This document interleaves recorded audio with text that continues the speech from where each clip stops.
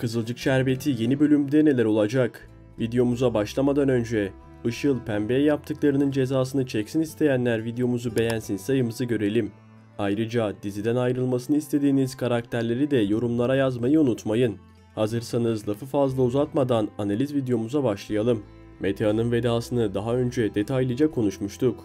Ancak yeni bölümde yaşanacak olaylar bu veda sürecini çok daha dramatik ve yıkıcı bir hale getirecek. Metehan beklenmedik bir saldırıya uğrayarak ağır şekilde yaralanacak ve acilen hastaneye kaldırılacak.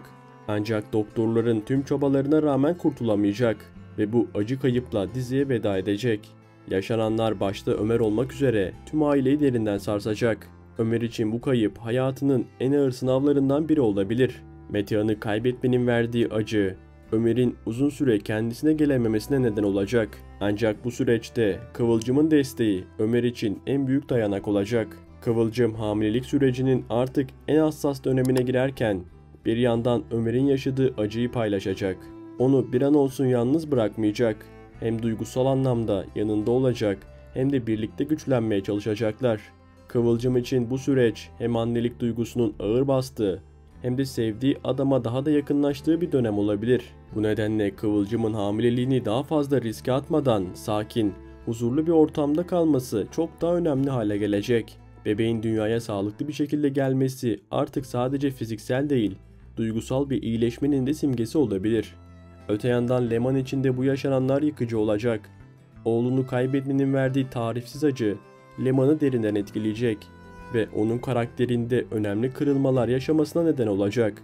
Şu ana kadar zaman zaman geri planda kalan Leman, bu kaybıyla birlikte izleyici karşısına çok daha duygusal ve hırpalanmış bir şekilde çıkacak. Belki de Leman ilk defa bu kadar derin bir şekilde duygularını gösterecek ve oğlunu kaybetmenin yarattığı boşluk, onun iç dünyasını tamamen alt üst edecek. Şimdi gözümüzü Ünal ailesinin evine çevirelim. Çünkü orada tansiyon gün geçtikçe yükseliyor.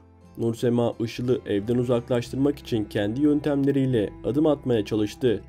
Ancak bu hamleler geri tepti ve ne yazık ki kendi evinden kovulan kişi kendisi oldu. Bu durum Nursema için büyük bir hayal kırıklığı ve aynı zamanda ciddi bir ders niteliğinde. Ancak onun yapısında yılmak yok.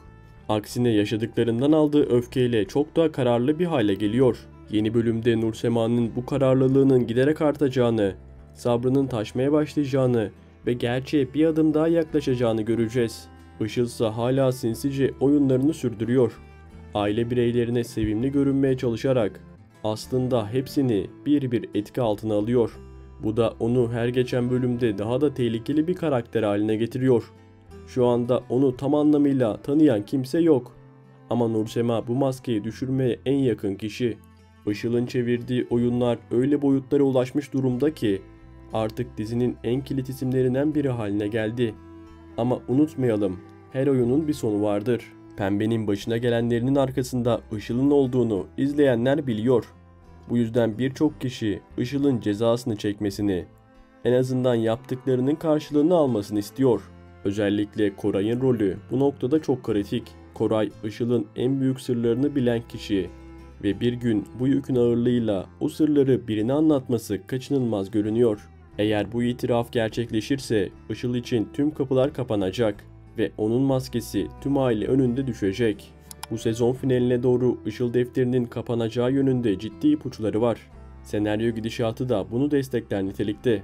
Ancak kalan birkaç bölümde bu hesaplaşmanın nasıl işleneceği, olayların ne kadar hızlı ilerleyeceği tamamen senaristin tercihine bağlı. Yine de Işıl'ın ipliğinin pazara çıkması an meselesi. Nursema'nın hırsı, Koray'ın vicdanı ve geçmişin gölgesi birleştiğinde artık hiçbir sır gizli kalmayacak. İzleyiciler olarak bizler de sabırsızlıkla bu çözülmeyi bekliyoruz. Eğer senarist daha fazla uzatmadan Işıl'ın sonunu izleyiciye sunarsa bu sezonun en tatmin edici gelişmelerinden biri olacak. Nursema şu an için bebek meselesine karşı oldukça sert ve net bir tavır sergiliyor. Özellikle yaşadığı duygusal yorgunluk, evdeki gergin atmosfer ve Işıl'ın yarattığı baskı ortamı onu böyle düşünmeye itmiş olabilir. Ancak zamanla olaylara daha sakin ve olgun bir şekilde yaklaşmaya başlayacak. Bebek konusuna dair kafasındaki tüm olumsuz düşünceler birer birer yumuşayacak. Zaten Nursema'nın yapısında da zamanla kabullenme var. Başlangıçta sert görünse de bu süreçte içsel olarak daha fazla sorgulama yapacak. Kendisini, eşini ve içinde bulunduğu durumu yeniden değerlendirecek ve sonunda annelik fikrine daha fazla sıcak bakmaya başlayacak. Firaz cephesine baktığımızda ise Ünal ailesinin evinde daha fazla kalmak istemediğini açık bir şekilde ortaya koyuyor. Işıl'ın evdeki etkisinin artması, ortamın giderek huzursuz bir hale gelmesi, Firaz'ı evden uzaklaştırma kararına daha da yakınlaştırıyor. Fakat burada dikkat çeken nokta şu: Nursema eşi gitmek istese de onunla birlikte gitmeyeceğini gösterecek kadar kararlı. Bir bakıma bu Nursema'nın kendi duruşunu ortaya koyduğu bir dönem olacak. Her ne kadar aralarında güçlü bir bağ olsa da yaşanan gelişmeler araya bir mesafe koyacak. Bu mesafe duygusal anlamda da etkileyici olacak. Biraz zamanla Nursema'dan uzaklaşmaya başlayacak. Belki de içten içe kırılacak. Nursema da bu sürecin farkına varacak. Ama başta geri adım atmak istemeyecek. Fakat bir noktadan sonra hem yaşananları hem de eşinin ruh halini daha iyi analiz edecek ve bu duygusal kopukluğu onarmak için bir adım atacağını düşünüyorum. İlişkilerinde yaşanacak bu küçük çalkantılar onların birbirlerine olan bağlılıklarını sınayacak ama aynı zamanda sağlamlaştıracak da. Zor bir dönemden geçseler de her iki tarafta zamanla duygusal anlamda olgunlaşacak ve birbirlerine olan bağlarını yeniden keşfedecekler. Final bölümlerine doğru Nursema ve Firaz'ın tekrar aynı yolda buluştuğunu, aralarındaki sevginin ağır bastığını ve bu süreci birlikte atlatmayı başaracaklarını göreceğiz. Özellikle Nursema'nın bebek fikrine karşı olan tutumunun değişmesi, ikili arasında ilişkinin yeniden rayına oturmasında belirleyici bir etken olacak. Doğa ve Fatih'in ilişkisi dizinin en dikkat çeken ve en çok merak edilen çiftlerinden biri haline geldi.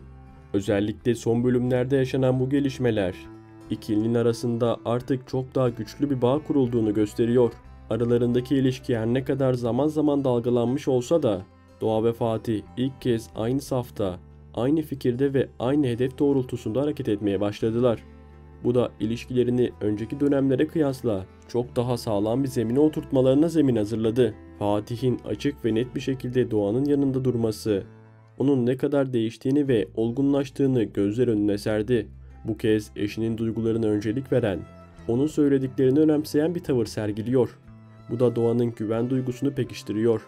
Evdeki tartışmalar, karmaşa ve huzursuzluk ortamına rağmen Doğan'ın Fatih'ten desteğini çekmemesi, onların bu süreçte daha da güçlenerek çıkmasına yardımcı oluyor. Gerçekten değer verdiği ve uğruna çaba göstermeye hazır olduğu bir bağ olarak görüyor.